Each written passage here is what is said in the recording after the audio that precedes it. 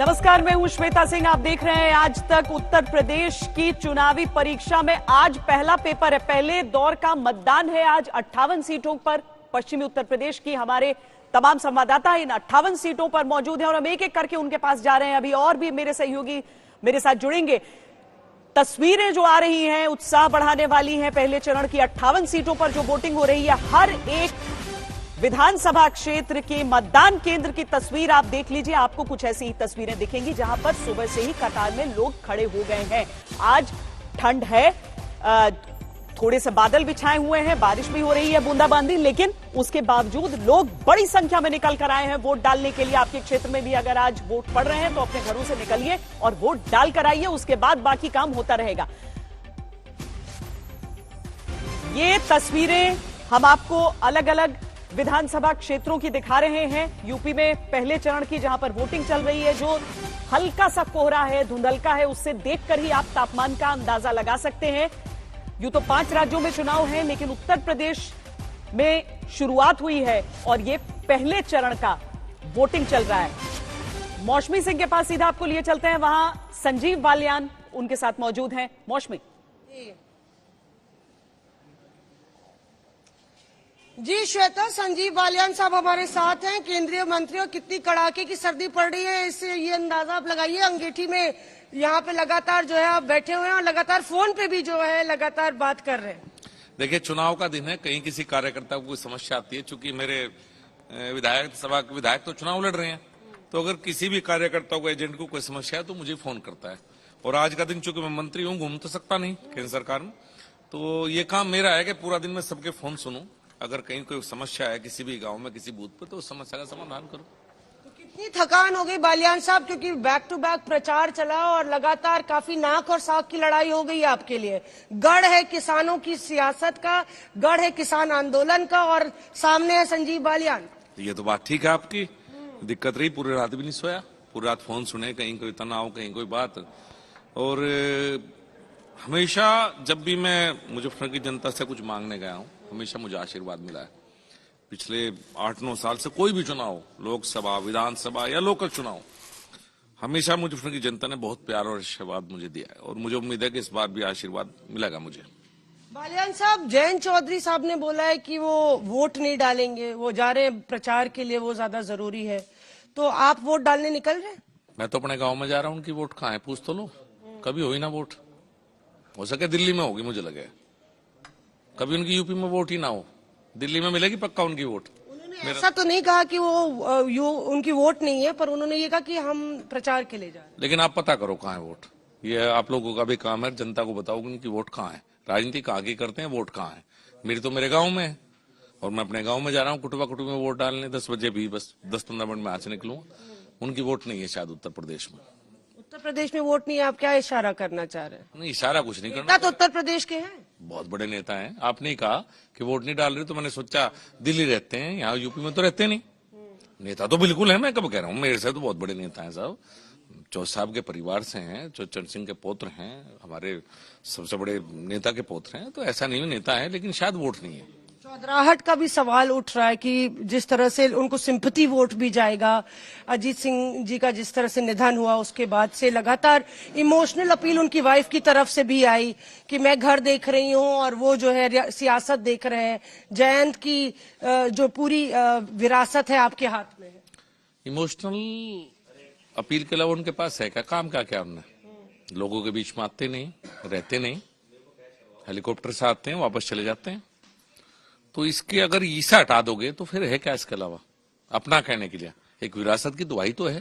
चौधरी साहब तो हमारे डंडे भी उनने खाए। हाथरस में जब कांड हुआ था तो उन्होंने कहा लगातार डंडे भी खाए उन्होंने। यहाँ पे लगातार उसको भी एक भावनात्मक अपील से जोड़ा जा रहा है। उनका कोई डंडा नहीं लगा था, जो था वो दुर्भाग्यपूर्ण था, ऐसा नहीं होना चाहिए था। गांव में रहो, आओ, अपने लोगों को जानो, पहचानो, किसान को नजदीक से देखो, यही हमारे बीच में रहो ना, क्या दिक्कत है? तो फॉरेनर है आपको लगता है जयंत? बाहर विदेश से पढ़े हैं, आपको लगता है कि फॉरेनर है यूपी की सियासत में और आपके समुदाय के बीच? देखिए, मैं तो ऐसी बात क्यों कहूं, अपनी तरफ से। वो तो आप पता वो यहाँ पे आप कह रहे हैं कि वो यहाँ आते नहीं जाते नहीं। आप पता करो ना, वो आप पता करो ना, कुछ बातें जी, सवाल सीधे मेरे तौर से पर मत मौसमी करो। हम देखें तो मैं तो ये कहा कि जयंत भाई ठीक चौधरी है, को लेकर कमाते हैं तो भारतीय सबको जनता ही पता पार्टी है। कमोवेश इसमें काफी कोई दिक्कत सॉफ्ट नहीं, मैं यहाँ रही है बैठा नहीं और मिल उसका रहा। कारण भी आप ये रहा है बैठे कि मिले तो बता देना। ये भी कहना कि गठबंधन उन्होंने वो गलत जगह चले गए। हम अपने बाकी संवाददाताओं के बारे में भी आपको बता देते हैं। इस समय मुजफ्फरनगर से चित्रा त्रिपाठी हमारे साथ हैं, अर्पिता आर्या मथुरा से हमारे साथ जुड़ रही हैं, श्वेता झा नोएडा से हैं, सईद अंसारी मेरठ से हमारे साथ हैं। लेकिन विनोद जी, जल्दी जल्दी हम इस बारे में बात कर लेते हैं। एक बार ये देखिए, हिजाब का मुद्दा हो जाए, कर्नाटक से उठकर यूपी तक आ जाता है। जिन जिन सवालों के जिक्र हम देखते हैं वहां पर, जिन मुद्दों की बात हो जाती है, कई बार हम देखते हैं कि यूपी से अलग वो चीजें हो जाती हैं। अगर एआईएम के मुखिया को लेकर गोलियां चल जाती हैं तो आंदोलन हैदराबाद से नजर आता है। ये यूपी चुनाव में ये वोटरों के मन में असर डालेंगे या वोटर सोच चुके थे? देखिए, आमतौर पर तो वोटर तय कर लेता किसको वोट देना है, जिसको, लेकिन ये है, ये भावनात्मक मुद्दे हैं। थोड़ा बहुत इनका एक जो फ्रेंच में जो वोटर होता है, जो बिल्कुल तय नहीं कर पाता आखिरी समय तक कि किसको देना है, कई बार उसके मानस में कहीं न कहीं इस तरह की घटनाएं असर यानी डाल आपका जाती हैं। सपोर्टर था लेकिन थोड़ा सा नाराज भी चल रहा था तो देखेगा नहीं, देखो हाँ, ये होता है, या विरोधी है और डाइल्यूट हो जाता है। तो कुल मिला के थोड़ा बहुत इनका, लेकिन ऐसा नहीं है कि एकदम हवा पलट दें। आमतौर पर वोटर जो है अपने मुद्दों के आधार पर तय कर लेता है। अगर उत्तर प्रदेश से जुड़ी हुई कोई घटना हो, जैसे मैं उदाहरण दूंगा कि 2007 में जब गुजरात विधानसभा के चुनाव हो रहे थे तो सोनिया गांधी का एक जो वक्तव्य था मौत के सौदागर वाला, उसने पूरे गुजरात के चुनाव की हवा बदल दी थी, क्योंकि गुजरात से जुड़ा हुआ मसला था। गुजरात के बारे में उन्होंने कहा था और उन्होंने सीधे निशाना गुजरात के मुख्यमंत्री नरेंद्र मोदी जी को बनाया था, तत्कालीन मुख्यमंत्री, जो गुजरात के लोकप्रिय नेता थे। तो वो लोगों ने उसको ले लिया अपने अस्मिता पर। तो ये, लेकिन ये मामले जो जैसे हिजाब का हो गया है, ओवैसी जी का हो गया, ये मसले सीधे सीधे उत्तर प्रदेश से जुड़े हुए नहीं हैं। तो इनका थोड़ा बहुत, मैं संजय जी ज्यादा बता पाएंगे इसको, थोड़ा बहुत असर पड़ सकता है, लेकिन इन जनरल वोटर जो है जिसका उसका मन होता है वो तय कर चुका है अपने मुद्दों के हिसाब से। तो संजय जी, वही चीज, वो गलती नहीं करना चाहती है बीजेपी कि जाटों के खिलाफ या जाटों के नेता के खिलाफ कोई ऐसी बात बोल दो कि वो आहत हो जाएं। क्योंकि हमने तो तब भी देखा जब मथुरा में हेमा मालिनी थोड़ा सा वीक दिख रही थी, धर्मेंद्र ने जाकर कह दिया कि अपनी भाभी को वोट दो, और उस समय सारे जाट एक साथ आ गए थे। ये इमोशनल समुदाय है। देखिए श्वेता जी, इन चुनाव में हम ये देख रहे हैं कि वोटर तकरीबन, हम जानते हैं कि अलग अलग समुदाय के वोटर अलग अलग पार्टियों को वोट देते हैं, लेकिन इन चुनाव में जितना पोलराइजेशन, ध्रुवीकरण, उसको आप पॉजिटिव सेंस नेगेटिव सेंस में ले लीजिए, जितना इस चुनाव में दिखाई पड़ रहा है वैसा पिछले कई चुनाव में दिखाई नहीं पड़ा। तो आप मुस्लिम मतदाताओं की बात कर रहे हैं, उन्होंने मन बना लिया है। जाट मतदाताओं की मन की बात कर रहे हैं, उन्होंने भी मन बना लिया है। जिस बात का जिक्र विनोद जी कर रहे थे, इन तरह के घटनाओं से आखिरी मिनट पे बहुत ज्यादा फर्क नहीं पड़ने वाला है। कुछ थोड़ा बहुत फर्क पड़ जाए, लेकिन लोग मन बना चुके हैं, बड़ी संख्या में लोग मन बना चुके हैं। मुझे लगता है पिछले अगर एक दशक को देखें, पिछले 10 साल में जो बड़ा परिवर्तन राजनीति में है, देश की राजनीति में, यही है। आज बड़ी तादाद में लोग पहले से मन बना लेते हैं। अगर आप इसको 96-98 के चुनावों से तुलना करें, उस समय कम तादाद में लोग मन बनाते थे और आखिरी वक्त में लोग ज्यादा मन बनाते थे। जी। तो ये राकेश टिकैत का जिक्र क्योंकि पश्चिमी उत्तर प्रदेश का है तो बहुत जरूरी हो जाता है। किसान आंदोलन अगर रहे तो एक चेहरा अगर रहा तो राकेश टिकैत ही रहे। राकेश टिकैत से खास बातचीत की है मेरे सहयोगी कुमार कुणाल ने। चुनाव के दिन क्या कह रहे हैं, सुनिए। और पहले चरण के लिए वोटिंग चल रही है। पश्चिमी उत्तर प्रदेश का इलाका है और इस इलाके में सियासी घमासान चाहे जिसके बीच में हो, लेकिन इस बार जो दिशा तय की पश्चिमी उत्तर प्रदेश के चुनावों की, वो शख्स हमारे साथ है, राकेश टिकैत साहब। इस बार जो चुनाव चाहे जो लड़ रहा हो, लेकिन दिशा तो आपने ही तय की, ये लग रहा है ना। हम कौन दिशा तय करवाना है? चुनाव से तो हम दूर हैं, हम तो दूर रहते हैं चुनाव से। हम तो अपनी बात बताते हैं। जनता की नाराजगी होगी, सरकार को ठीक करना चाहिए। देखो, जिसकी सरकार आ गई वो जनता के प्रति ठीक रवैया रखो। तानाशाह नहीं बनना चाहिए। यहाँ तानाशाह पैदा नहीं होते। यहाँ नेता तो पैदा हो सकते हैं, लेकिन यहाँ तानाशाह पैदा नहीं होते। लेकिन जो माहौल है, आप भी घूम रहे हैं, आप भी अलग अलग जगह जा रहे हैं। अभी भी हम मेरठ और मुजफ्फरनगर के रास्ते में हैं और मैंने भी सुबह से लाइन देखी है। क्या आपको फीडबैक मिल रहा है, किस तरीके से लोग अभी देख रहे हैं इन चुनाव को? देखो, नाराजगी तो है सरकार से, वो महंगाई की हो, बेरोजगारी की हो, जो यूथ है बेरोजगार हो रहा है, यहाँ वो पढ़ लिख के वो कुछ करना चाहता है। जो युवा है वो मजदूर नहीं बनना चाहता, वर्कर नहीं बनना चाहता, उसको उस तरह की एजुकेशन दो। आपने एजुकेशन खत्म कर दी, मतलब क्या पॉलिसी है देश के प्रति कि आप स्कूल बंद करके कहाँ ले जाना चाहते हो देश को? ये देश की जनता में समझ में आ गया हुआ। मतलब स्कूल बंद होंगे, शराब के ठेके खुलेंगे, नेताओं के मीटिंग हो सकती है, लेकिन स्कूल बंद रहेंगे। मतलब पहली बार देखा कि जनता जबरदस्ती पंजाब हरियाणा स्कूल खोल लो आंदोलन कर रहे हैं, सरकार है कि बंद कर रही। वो जाते हैं जो मजदूर यहां से गए थे कोरोना काल में, क्या स्पेशल ट्रेन उस टाइम पर नहीं चल सकती थी? अच्छा, वही जो प्रधानमंत्री ने कभी कहा, उसका जिक्र भी किया था अपना जो संसद में उन्होंने भाषण दिया, तो आपको लगता है कि सरकार अपनी गलती नहीं मान रही है? चाहे वो कृषि कानून को भी लेकर के हो, उन्होंने कहा कि देश हित में हमने कृषि कानून भी वापस लिए, तो आप लगता है कि सरकार अपनी गलती पे पर्दा डाल रही है? गलती पे पर्दा डालती है पूरी। मतलब अभी भी घुमा फिरा के शब्दों का इस्तेमाल ऐसे करते हैं कि हमने देश हित में कानून को वापसी लिया। ऐसा नहीं है कि देश हित में लिया हो। भाई गलती होगी उनसे, वो पकड़ में आएगी। देखो, चोरी जैसा काम नहीं है पैसे होते पकड़ा ना जा, चोरी जैसा काम नहीं है, पकड़ा ना जा, बस टना आवे रात रात में अगर विजय जी मुद्दे उठा रहे हैं राकेश टिकैत चुनाव के दिन। बिल्कुल चुनाव के दिन उठा रहे हैं, और जो कुणाल ने पूछा वो सही कहा कि वो दिशा एक तय कर रहे थे राकेश टिकैत। इस खासतौर से पश्चिमी उत्तर प्रदेश में उनकी भूमिका बड़ी महत्वपूर्ण रही किसान आंदोलन को आगे बढ़ाने को लेकर। लेकिन एक चीज मैं जोड़ना चाहता हूं श्वेता जी, ये चुनाव एक नए तरीके का चुनाव है उत्तर प्रदेश का, कि ये सेकेंड जनरेशन का चुनाव हो रहा है। इस समय उत्तर प्रदेश की जो सारी लीडरशिप है, अभी हमने जयंत चौधरी का जिक्र देखा कि बालियान साहब जयंत चौधरी का जिक्र कर रहे थे, तो आप देखिए भारतीय जनता पार्टी की लीडरशिप देखिए।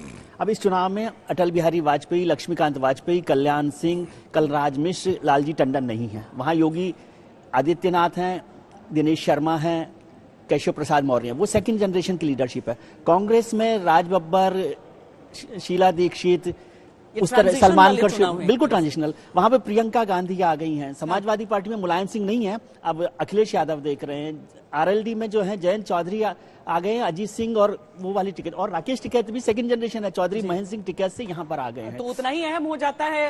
अर्पिता, सीधा आपके पास आ रही हूँ, मथुरा से आप लाइव हैं। उतना ही अहम ये हो जाता है कि जो युवा वोटर हैं, फर्स्ट टाइम वोटर हैं, वो वोकल तो बहुत ज्यादा है, बहुत बातें करते हैं कि नौकरी कैसे और किस तरह की व्यवस्थाएं हैं, लेकिन वो भी निर्णायक होंगे आज। मथुरा जहां से आप मौजूद हैं, वहां पर राजनीति का केंद्र इन चुनावों में रहा। मथुरा को लेकर बहुत बातें हुई, यहां तक हुआ कि क्या योगी आदित्यनाथ मथुरा से चुनाव लड़ सकते हैं। आखिरकार उन्होंने गोरखपुर को चुना, लेकिन मथुरा अपनी इस वीआईपी स्टेटस को समझ रही है। बिल्कुल, देखिए श्वेता, क्या है, जब चुनाव में बयानबाजियों का दौर शुरू हुआ तो ये कहा गया कि अयोध्या काशी झांकी है, अब मथुरा की बारी है। मथुरा की बारी है आज, और वो इस लिहाज से है क्योंकि आज तस्वीरों में जरा देखिए, लोग घरों से निकले हैं। आज बारी इसलिए है क्योंकि आज ये अपना कीमती वोट जो है मतदान करने के लिए यहाँ पहुंचे। और युवाओं का जिक्र आप श्वेता कर रही थी, तो यहाँ देखिए भारी तादाद में आपको युवा ही नजर आएंगे। महिलाएं भी हालांकि निकल रही हैं, लेकिन देखिए सुबह का वक्त है, माना जा रहा है कि जैसे जैसे वक्त थोड़ा चढ़ेगा महिलाएं घर का काम निपटाकर और संख्या में यहाँ पहुंचेंगी। लेकिन कुछ युवा है, जल्दी से पहले उनसे बात कर लेते हैं। क्या मुद्दे लग रहे हैं आपको यहाँ पर?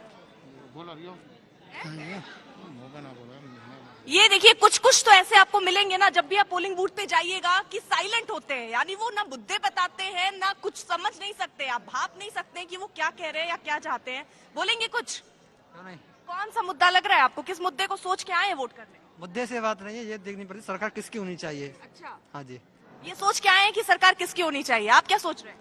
हम सोच रहे हैं कि ये मत बताइएगा कि किस पार्टी को, मुद्दे बताइएगा। विकास के मतलब से वोट करना है। अच्छा, आप विकास में बदल दे। चलिए जल्दी से यहाँ का भी रुख कर लेते हैं। आपको क्या लग रहा है? कौन सा मुद्दा है जो सबसे ज्यादा अहम है, उसको सोचकर आप पहुंचे? विकास का मुद्दा है और यहाँ बढ़िया तरीके से होना चाहिए मतदान। अच्छा, कुछ महिलाएं भी हैं, अगर मुझे आप थोड़ा रास्ता दे दीजिए। अरे अम्मा, सुबह सुबह काम निपटा ली सारा? घर का सारा काम निपट गया? हाँ। अच्छा, वोट करने आई हैं, किस मतलब क्या मुद्दे होंगे आपके? हमारे जो राजा बना वही राजा बनेगा। जो राजा बना है वही राजा बनेगा। देखिए, आप बताइए, आप घर के सारे काम निपटा के सुबह सुबह ही आ गई? क्यों, तुम भेज देंगे का हुए? हम तो छोड़ के आए सारे घर काम छोड़ के आई है मतदान पहले। देखिए, ये उत्साह है।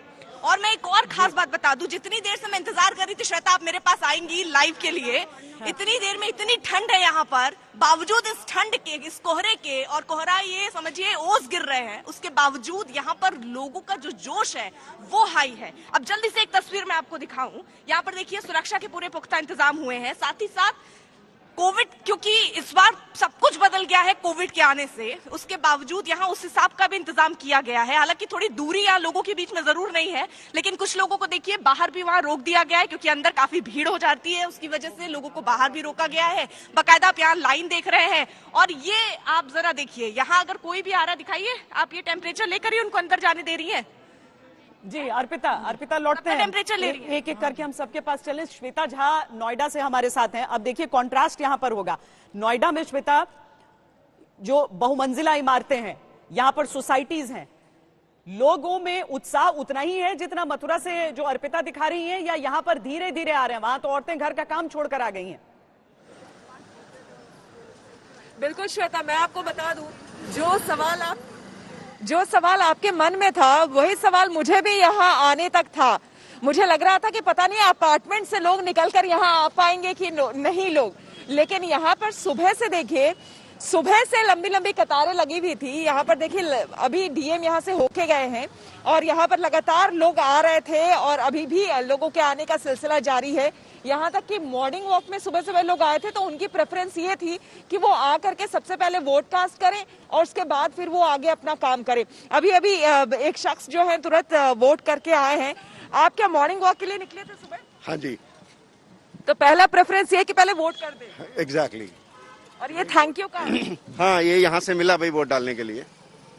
इस बार आप लोगों के मुद्दे क्या रहे? क्योंकि अक्सर कहा जाता है कि ग्रामीण इलाके जो है, वहाँ जो लोग रहते हैं उनके मुद्दे कुछ अलग होते हैं, जो अपार्टमेंट्स में रहते हैं बहुमंजिला इमारतों में उनके मुद्दे कुछ अलग होते हैं। आपके क्या मुद्दे रहेंगे? भाई मेरा मुद्दा first and foremost Uttar Pradesh में वो है लॉ एंड ऑर्डर।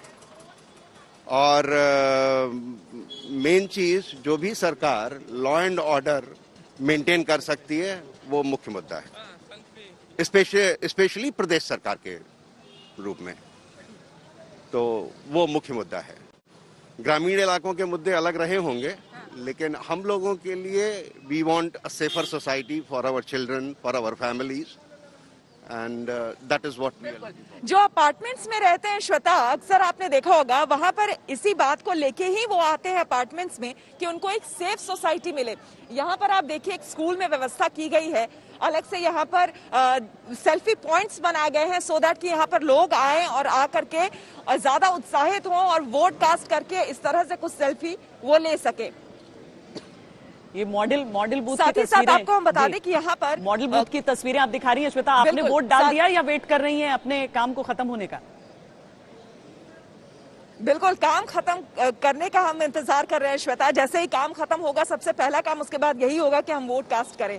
और यहाँ पर आप देखिए, बीएलओस के यहाँ 7 काउंटर्स यहाँ पे अलग से बनाए गए हैं और बेहद खूबसूरती से सभी बच्चों ने यहाँ पर तैयार किया है। अपने से थैंक यू कार्ड्स बनाए हैं, बीएलओ के 7 काउंटर्स बनाए हैं और यहाँ पर कई तरह के पेंटिंग्स, देखिए वॉल पर पेंटिंग्स बनाए हुए हैं। बाकायदा टीचर्स यहाँ अपॉइंट किए गए हैं ताकि कोविड प्रोटोकॉल का भी यहाँ पर पालन किया जा सके। तो ये तमाम चीजें, पूरी व्यवस्था यहाँ पर की गई है ताकि लोगों को भी दिक्कत ना हो। और ओमिक्रॉन को लेकर जो लोगों के मन में एक दहशत थी, एक भय था कि पता नहीं इस बार लोग निकलेंगे कि नहीं इलेक्शन में वोट करने के लिए वोटिंग डे पर, वो हमें यहाँ देखने को नहीं मिल रहा है। जबरदस्त मास्क लगाकर सारे लोग निकल रहे हैं और ये अच्छी चीज है। आप सब से हम एक बार फिर यही गुजारिश करेंगे कि निकलिए, वोट डालकर आइए, अपने लोकतंत्र के इस उत्सव का हिस्सा बनिए। चित्रा, मुजफ्फरनगर में जो तमाम आवाजें उठती हैं उनमें 2 प्रमुख आवाजों को हमने आज सुनाया है। संजीव बालियान जो कि जयंत चौधरी पर सॉफ्ट तो नजर आए, लेकिन साथ में यह सवाल भी उठा दिया कि क्या उनका वोट यहां पर है या फिर दिल्ली में उनका वोट है, यानी कि वो यहां के एक तरह से कहें तो ओरिजिनल जाट नहीं। दूसरी तरफ राकेश टिकैत जो थोड़ा आश्वस्त भी दिख रहे हैं कि इतने दिनों से जो किसान आंदोलन की अगुवाई उन्होंने की थी, शायद उसके राजनीतिक परिणाम भी कुछ दिखने के लिए मिल सकते हैं। और मुजफ्फरनगर उसके बीच में अपने मुद्दों के साथ आज वोट डाल रहा है। चित्रा।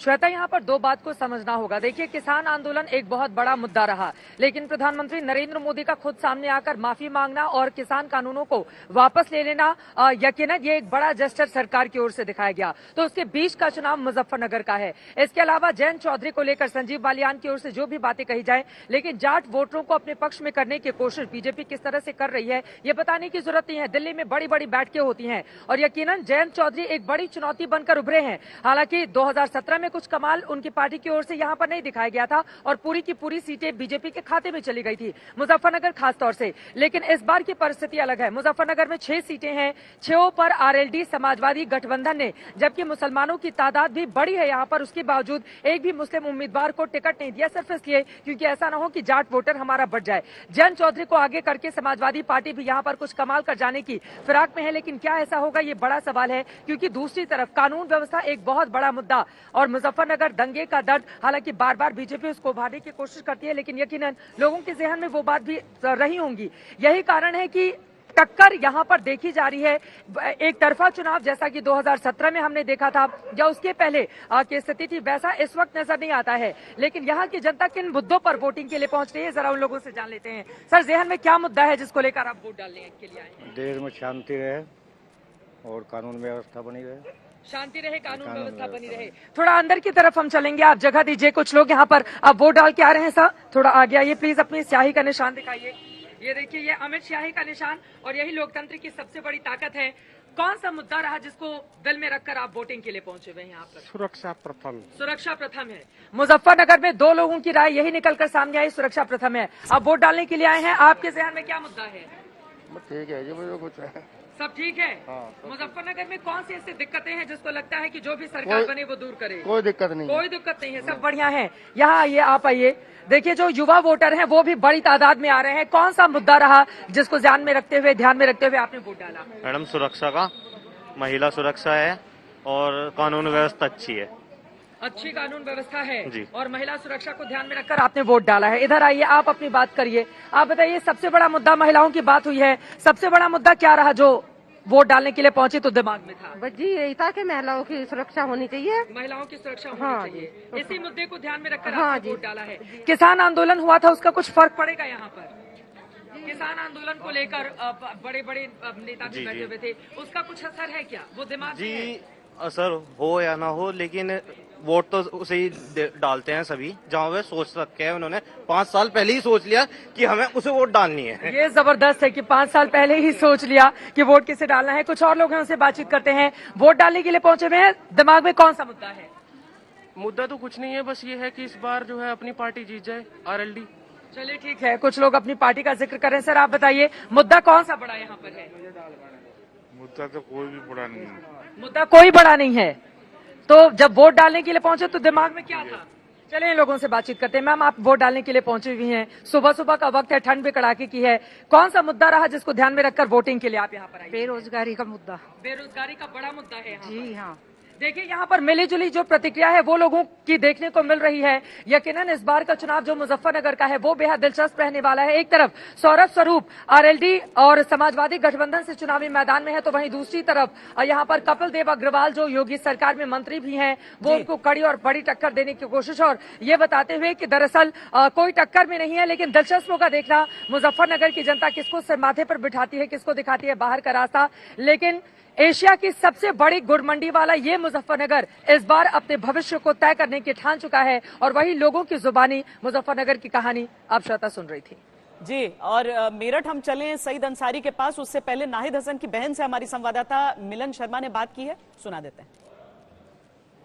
में उत्तर प्रदेश में पहले फेज की पोलिंग की शुरुआत हो चुकी है। मेरे साथ इकरा चौधरी हैं, नाहिद हसन की बहन, जो उनके लिए सपा के गठबंधन की कैंपेनिंग करती आई हैं और उम्मीद क्या कर रही हैं। आज फाइनल डे है आज पोलिंग का।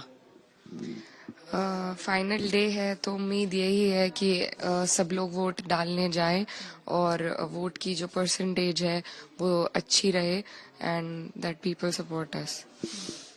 सपोर्ट से ज्यादा आपको लगता है कि आप लोगों ने जो मुद्दे उठाए हैं चुनाव में, क्या वो मुद्दे कैराना में खासकर अगर हम बात करें तो कार्यरत रहेंगे? जी बिल्कुल, क्योंकि हमारे मुद्दे सच्चाई वाले हैं, झूठ नहीं है उन मुद्दों में। तो जनता के मुद्दे हैं, जो धरातल पे उनकी दिक्कतें हैं, उसके मुद्दे उठाए गए हैं। तो मुझे लगता है कि सभी उसका साथ देंगे और सच्चाई का साथ देंगे।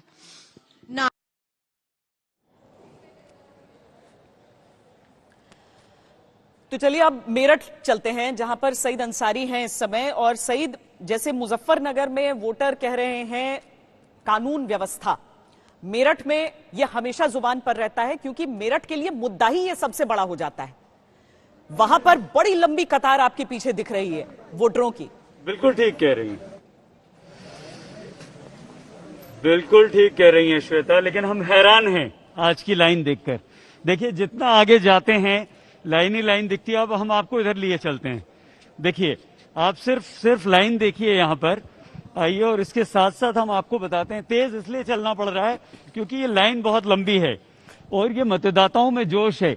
ये जोश क्या कहता है, आप स्टूडियो में बैठी हैं, एक्सपर्ट्स के साथ हैं, उनसे पूछिए, ये बताइए।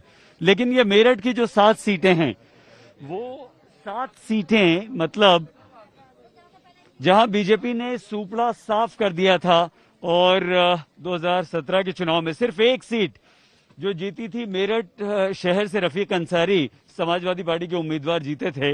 लेकिन इस बार क्या होगा? क्या इस बार भी बीजेपी बिल्कुल उसी तरह से अपना परचम लहराएगी, या इस बार समाजवादी पार्टी और आरएलडी का जो गठबंधन है वो कुछ कमाल कर दिखाएगा? वजह यहां पर कई सारी हैं। गन्ना किसान, तराई वाला एक क्षेत्र, और जहां पर गन्ने की खेती के लिए पानी की सिंचाई की सबसे ज्यादा आवश्यकता, बिजली बिल माफ करना, गन्ना किसानों का भुगतान करना। हर राजनीतिक दल ये वादा करता है, ये दावा करता है कि हम भुगतान समय से कर रहे हैं, लेकिन वो भुगतान हो रहा है, किसानों तक पहुंच रहा है या नहीं पहुंच रहा है, वो इन चुनावों में दिखाई देगा। लेकिन ये जो वोट है, ये देखिए बुजुर्ग लोग हैं, आ रहे हैं। हमें ऐसे लोग दिखे, 90 साल से ऊपर के लोग भी नजर आए हैं, बुजुर्ग महिलाएं नजर आई हैं, युवा नजर आए हैं, सभी वोट डाल रहे हैं। मुद्दे यहाँ के कुछ अलग हैं। सुरक्षा तो बहुत महत्वपूर्ण मुद्दा है ही, महिला सुरक्षा उससे ज्यादा महत्वपूर्ण है। लेकिन क्या किसान आंदोलन प्रभाव डालेगा? क्या जातियों का प्रभाव चलेगा? क्या इस बार भी लोग हिंदू मुसलमान पर वोट देंगे, या वो मुद्दा अब खत्म हो चुका है? देखना यही होगा कि इस बार का जो चुनाव है वो क्या बदलाव लाता है, या फिर से एक बार वही लहर चलती है। लेकिन ये वोटर जो लगातार आ रहे हैं, जो लंबी लाइन दिख बहुत रही लंबी है, लाइन है और गजब की लाइन है। ये कि तस्दीक करती है इस बात की कि भारत के मतदाता कितने जागरूक हैं, उत्तर प्रदेश के मतदाता कितने जागरूक हैं और कितनी बड़ी संख्या में निकल रहे हैं। इस समय हम आपको बताते हैं कि अभी तक जो लंबी कतारें आप देख रहे हैं, लेकिन मतदान प्रतिशत कितना अभी बताया जा रहा है। आगरा में 8.1, बुलंदशहर में 7 से कुछ ऊपर, मथुरा में 8 से कुछ ऊपर, बागपत में 8.5%। ये अलग अलग क्षेत्रों की अलग अलग सीटों पर जो वोटिंग परसेंटेज है। और संजय जी, 2-2.5 घंटे की वोटिंग में जो ये परसेंटेज आ रहा है, ये उत्साहवर्धक है या सामान्य है? नहीं, मुझे लगता है उत्साहवर्धक है। एक तो 2 चीजें हैं श्वेता। एक तो इन आंकड़ों को देखिए, सब जगह करीब 8-9% वोट पड़ गए हैं। हाँ। और सईद अंसारी जो कतारें दिखा रहे थे, वो लंबी कतारें। मुझे लगता है पूरा का पूरा चुनाव वेस्टर्न यूपी में तो खासकर आइडेंटिटी के सवाल पर टिका हुआ है। और वो आइडेंटिटी है आपके धर्म की आइडेंटिटी और आपकी जात की आइडेंटिटी। और जिन बातों का बार बार जिक्र हो रहा है, मुस्लिम मतदाता, जाट मतदाता, इस वजह से ये लंबी कतारें आपको बूथों पर दिखाई पड़ रही हैं। लेकिन विनोद जी, ये नहीं हम भूल सकते हैं कि ये जो लंबी कतारें दिख रही हैं, उसका सीधा मतलब ये भी हो जाता है कि हर पक्ष कोई भी लेट बैक नहीं है कि हमारी वाली पार्टी तो जीत रही है, सब निकल रहे हैं, सबको मालूम है वोट देना है। इसका एक ये भी संदेश है कि पार्टियां भी कोशिश कर रही हैं कि उनका जो जनाधार वर्ग है, हाँ। जो गारंटी है कि हमें वोट देगा, हाँ। उसको ज्यादा से ज्यादा संख्या में निकाला जाए। आमतौर पर क्या होता है, अगर मान लीजिए आप एकदम से ओवर कॉन्फिडेंस हो गए कि हम तो जीत ही रहे हैं, तो आपका समर्थक कई बार नहीं निकलता है। और हम देख चुके हैं राजस्थान में सीपी जोशी एक वोट से चुनाव हार चुके हैं और मुख्यमंत्री नहीं बन पाए इस चक्कर में। तो कोई भी पार्टी, कोई भी प्रत्याशी ये जोखिम मोल नहीं लेना चाहता है, कम से कम इस बार के कांटे के चुनाव में। जब लहर होती है एक तरफा, तब कई बार एक वो भी हो जाता है, सुस्ती पड़ जाती है कि हम तो जीत ही रहे हैं। लेकिन इस बार एक बात से साबित होती है कि चुनाव जो है बिल्कुल मुकाबले का है। और जब मुख्यमंत्री योगी आदित्यनाथ ने चुनाव के टोन को सेट करने के लिए पहले ही दिन 80 बनाम 20 का वो दे दिया था नारा, 80% बनाम 20% का नारा दे दिया था। विजय जी, बिल्कुल ठीक बात है। तो वो संजय जी की बात को पुख्ता कर रहे हैं कि संजय जी ने कहा कि जाति और धर्म, आइडेंटिटी जो है वो इस मामले में, इस चुनाव में खासतौर से पश्चिमी उत्तर प्रदेश में बहुत महत्वपूर्ण हो गई है। मेरठ को आप देखें, मुजफ्फरनगर को देखें, जो बात हो रही है उसमें जाति भी है और धर्म भी है, दोनों को लेकर राजनीतिक दल महत्वपूर्ण कर रहे हैं। और जो बात चर्चा कर रहे हैं कि आपने भी जैसे बार बार अपील की कि वोट देना ज्यादा जरूरी है, क्योंकि कई बार हम लोग सोचते हैं हमारे एक वोट से क्या फर्क पड़ेगा। हाँ। तो जैसे विनोद जी ने भी जिक्र किया कि 2008 में राजस्थान में सीपी जोशी कांग्रेस के मुख्यमंत्री पद के दावेदार हुआ करते थे, लेकिन वो एक वोट उनको कम मिला, 62,215 वोट मिले। बीजेपी के 62,216 मिले, वो हार गए, मुख्यमंत्री नहीं बन पाए। उससे पहले 2004 में कर्नाटक का मामला था, जहां जेडीएस के कृष्णमूर्ति साहब थे, यार कृष्णमूर्ति, वो भी एक वोट से हार गए। और 99 की वाजपेयी सरकार का आपने जिक्र देखा ही है कि जो एक वोट से हार गई।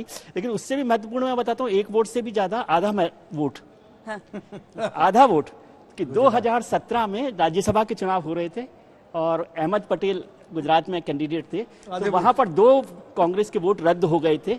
उस वजह से जो वोट मिला, टोटल मिला 43.5 वोट जी, और अहमद पटेल को मिल गए 44 वोट, तो वो आधा वोट से जीत गए।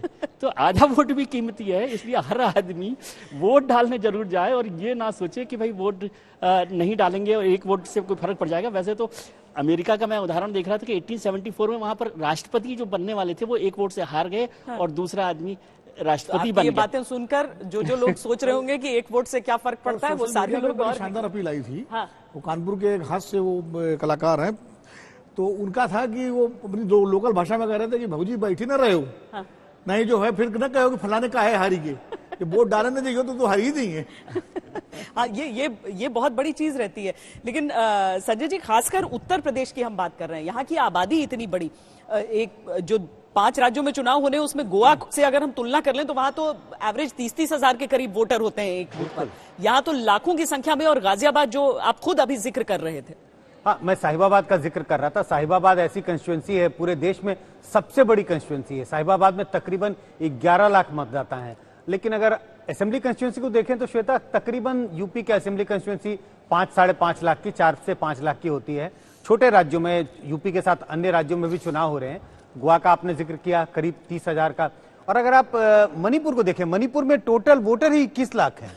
और आप देखिए गाजियाबाद की, साहिबाबाद की कंस्टिट्यूएंसी में 11 लाख वोटर हैं। तो छोटे राज्यों में छोटी छोटी कंस्टिट्यूएंसी होती है और वहां जीत हार का फासला भी कम होता है। वहां टर्नआउट जब देखेंगे, जब वहां 14 को वोट पड़ेगा तो देखेंगे टर्नआउट वहां और ज्यादा होगा, वहां और ज्यादा, वहां जागरूकता उतनी रहती है। लेकिन मुझे लगता है कि जिस तरीके से चुनाव आयोग की तरफ से कोशिशें होती रहती हैं, तो वो लोग बहुत बड़ी संख्या में निकलते भी हैं।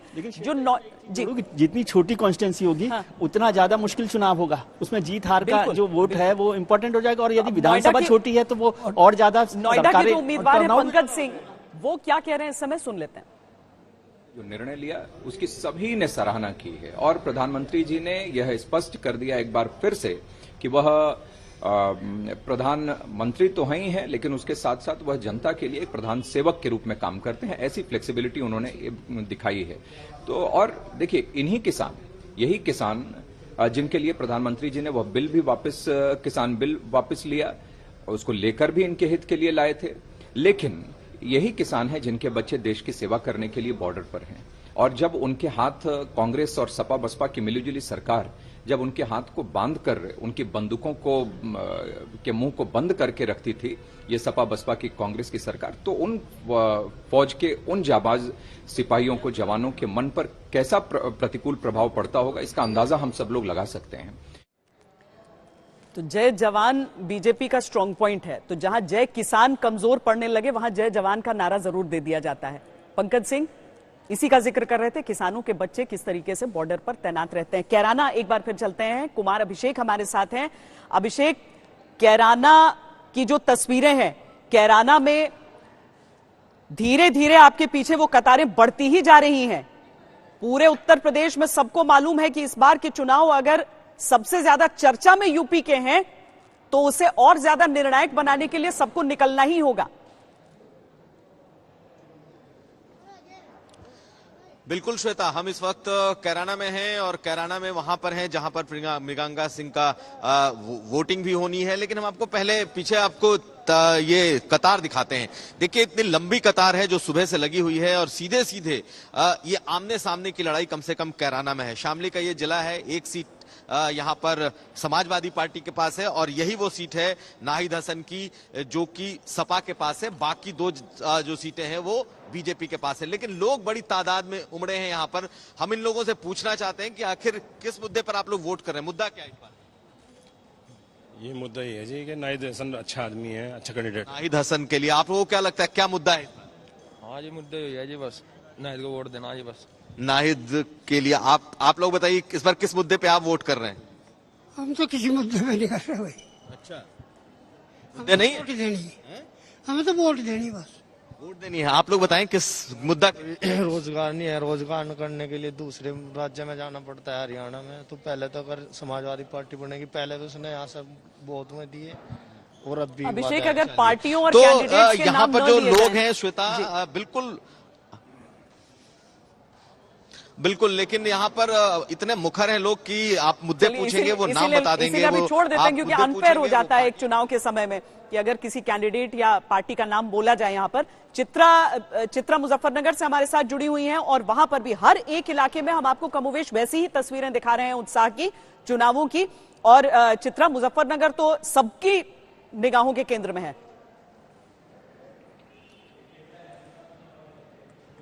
बिल्कुल सही कहा आपने, मुजफ्फरनगर सबके निगाहों के केंद्र में है क्योंकि किसान आंदोलन जो इतने लंबे समय तक चला है, 13 महीनों तक तकरीबन, ज्यादातर आबादी यहीं से वहां पर पहुंची हुई थी। और यकीनन अगर राकेश टिकैत एक बड़ा चेहरा बनकर उभरे किसान आंदोलन से तो इसे मुजफ्फरनगर से वो आते हैं। हालांकि बार बार वो बीजेपी को हराने का दम भरते हैं, लेकिन जब उसे पूछा जाए कि अच्छा आप जिता किसको रहे हैं, तो फिर वो गोलमोल अपने ठेठ अंदाज में जवाब देते हैं। देखिए ये चुनाव महत्वपूर्ण है, कानून व्यवस्था एक बड़ा मुद्दा, जो लोग यहाँ पर वोट डाल के आ रहे हैं उनसे लगातार हम बातचीत भी कर रहे हैं। उन लोगों का ये कहना है, एक परिवार है, मैं चाहूंगी कि आप लोग जरा आइए। देखिए अपनी माँ को यहाँ पर लेकर आई हैं, स्कूटी से ये चल के आई और फिर वोट डाल के। मैं चाहूंगी थोड़ा सा आप लोग आगे आइए। मुद्दा क्या था जिसको ज़हन में ध्यान में रखते हुए आपने वोट किया है? पहली बात मुद्दा हमारा ये था सेफ्टी का, जो योगी, हाँ जी, और मतलब कानून भी एक्टिव है, पुलिस भी हमारी एक्टिव है, मतलब सब चीज अच्छी चल रही है। आपने पहली बार वोट डाला है? हाँ जी। तो आपने सिक्योरिटी के मुद्दे पर ही वोट हाँ किया जी, है? हाँ जी। मैंने देखा कि आप स्कूटी से अपनी माँ को लेकर आई यहाँ पर वोटिंग के लिए। हाँ जी। यहीं पे पास में रहती हैं? हाँ जी, जाट कॉलोनी। अच्छा, जाट कॉलोनी में। आप बताइए आपके लिए मुद्दा क्या रहा? जो मेरी बेटी ने कहा वही है। जो बेटी ने कहा वही, महिला सुरक्षा बड़ा मुद्दा है यहाँ का, और उसी के आधार पर आपने वोट डाला है। ठीक है, ये दोनों लोग देखिए अपनी बेटी के साथ, वो महिलाएं हैं, वो स्कूटी पर चलकर आई और यहाँ पर वोट डालने के लिए पहुंचे। कुछ और लोग हैं, आपने वोट डाल दिया, जरा स्याही का निशान दिखा दीजिए दर्शकों को। ये देखिए, यही वो अमिट स्याही का निशान है जो लोकतंत्र में आपकी ताकत को बताता है और आप अपना भविष्य अगले 5 सालों के लिए चुनते हैं। आप कौन सा मुद्दा रहा जिसको ध्यान में रखकर आपने वोट डाला है? जी, मेन मुद्दा तो एक तो बेरोजगारी को लेकर है। बेरोजगारी बड़ा मुद्दा है। बेरोजगारी बड़ा मुद्दा है। दूसरा एक किसान आंदोलन जो चला है, क्या उसका असर दिखेगा इन चुनावों में? चुनावों में असर तो है उसका असर, खासकर यूपी वेस्ट में उसका असर जरूर है। अच्छा, तो देखा आपने, महिलाएं और बेटियां जहां महिला सुरक्षा के मुद्दे पर यहां पर वोटिंग कर रही हैं, तो वहीं पर यूथ ने कहा कि बेरोजगारी के मुद्दे पर हम वोट करने के लिए पहुंचे हैं। यानी कि मिली जुली प्रतिक्रिया। मुद्दा सुन के ही पता चल जाता है कि लोग मुद्दों के आधार पर ही अंदाजा हो जाता है। लेकिन मुजफ्फरनगर के गुड़ से हम मथुरा के पेड़े की तरफ चलते हैं। मीठी चीजें दोनों जगह अर्पिता, लेकिन चुनाव में वो मिठास नहीं है।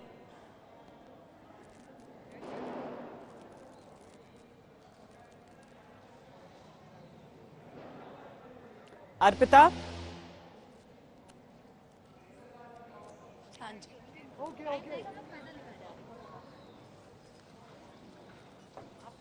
अर्पिता को अभी आवाज नहीं जा रही है। श्वेता झा के पास चलते हैं, नोएडा से श्वेता है और वीआईपी कैंडिडेट्स में एक वीआईपी कैंडिडेट यहां पर भी, जब भी कांग्रेस की तरफ से बीजेपी के परिवारवाद के आरोपों के जवाब दिए जाते हैं तो नाम उठा दिया जाता है राजनाथ सिंह के बेटे का। हालांकि बीजेपी अपनी तरफ से कहती है, और प्रधानमंत्री ने ही कल अपने इंटरव्यू में यह कहा कि ऐसा नहीं है, पार्टी पर उनका कोई जोर नहीं रहता है, अगर कोई कहीं से जीत जाए तो वो अलग बात हो जाती है, लेकिन वीआईपी कैंडिडेट का खुमार रहता है लोगों पर। बिल्कुल श्वेता, आप सही कह रही हैं। पंकज सिंह की अगर हम बात करें तो 2017 का चुनाव 1,62,000 से ज्यादा मतों से उन्होंने चुनाव जीता था। सुनील चौधरी जो कि समाजवादी पार्टी के इस बार कैंडिडेट है, पिछले बार दूसरे नंबर पर आए थे, लेकिन फर्क बहुत ज्यादा था। 58,000, मात्र 58,000 उनको वोट जो है लगभग उनको मिले थे। और इस बार कहने को कोई कुछ भी कहे, लेकिन देखिए लोग मुद्दों के आधार पर वोट करते हैं। कैंडिडेट कोई किसी का बेटा हो, कोई किसी की बेटी हो या फिर बहू हो, परिवार की बात लोग करते हैं, लेकिन दरअसल लोग पार्टी को वोट करते हैं, लोग दरअसल काम को वोट करते हैं। और इस बार देखिए लगातार यहाँ पर देखिए, यहाँ जो लगातार लोग जो है वो आ रहे हैं। और सीनियर सिटीजन्स की अगर आप बात करें तो उनके पास भी इस बार देखिए, इस बार जो मुद्दा उठ रहा है, खास करके अगर हम नोएडा की बात करें तो लोग बोलते हैं कि राजनाथ सिंह के बेटे चूंकि यहाँ से विधायक हैं तो उनके नाम पर लोग वोट दे देते हैं, या फिर कोई बड़ा कैंडिडेट है, कोई बड़े परिवार से आता है, उस नाम पर वोट पड़ता है, या फिर मुद्दों के आधार पर आप लोग वोट करते हैं? देखिए जी, हम तो क्लियर कट मुद्दों के हिसाब से देते हैं। हमें मुद्दे चाहिए।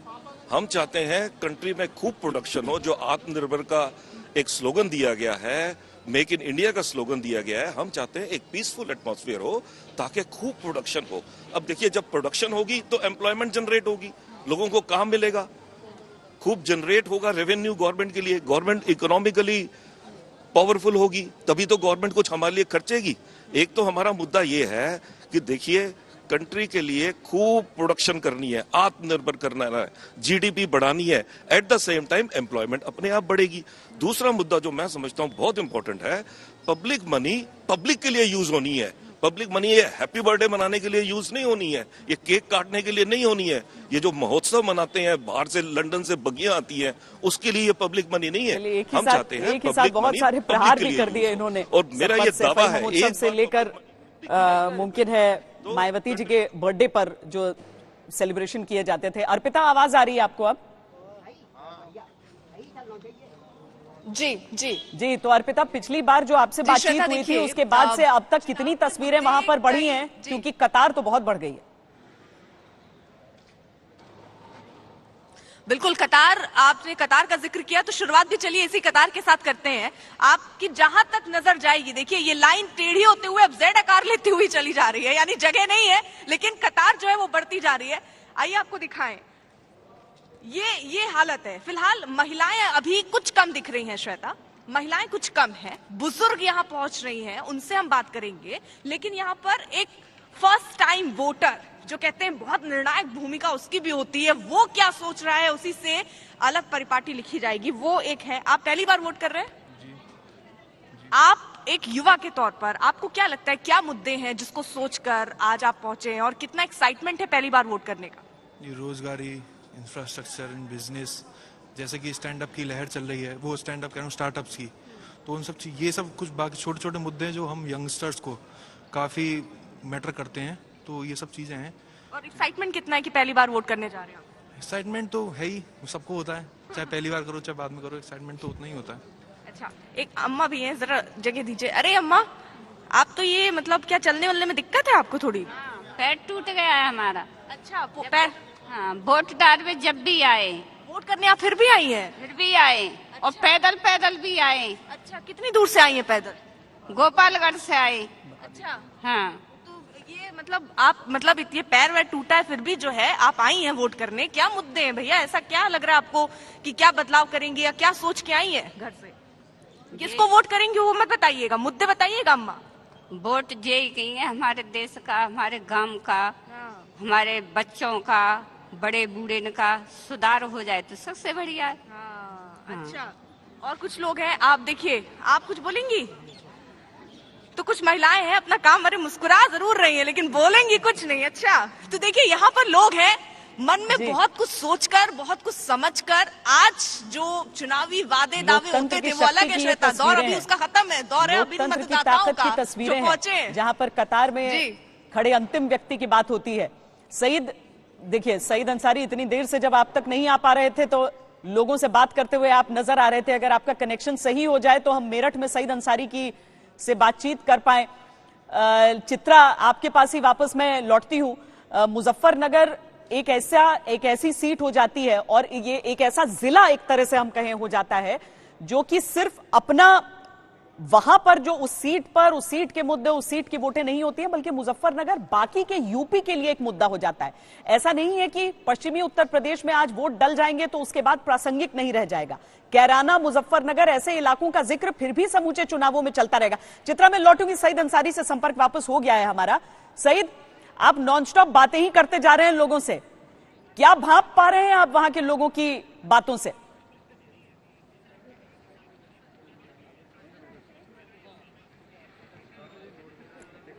नहीं, सईद से संपर्क अभी भी नहीं हो पाया है। जी चित्रा। देखिए, सबसे बड़ी खबर इस वक्त मैं दे दूं, सुबह 9 बजे तक की अगर वोटिंग प्रतिशत की बात करें श्वेता, तो यहां मुजफ्फरनगर में 7.5% से ज्यादा लोगों ने वोट डाले हैं। लेकिन सबसे ज्यादा अब तक सुबह 9 बजे तक का अगर पश्चिमी यूपी के इन 11 जिलों की बात करें तो बागपत में अब तक सबसे ज्यादा वोट पड़े हैं सुबह 9 बजे तक। तो ये इस वक्त की बड़ी खबर है। मेरठ, गौतम बुद्ध नगर, यहां पर भी ज्यादा वोटिंग हुई है।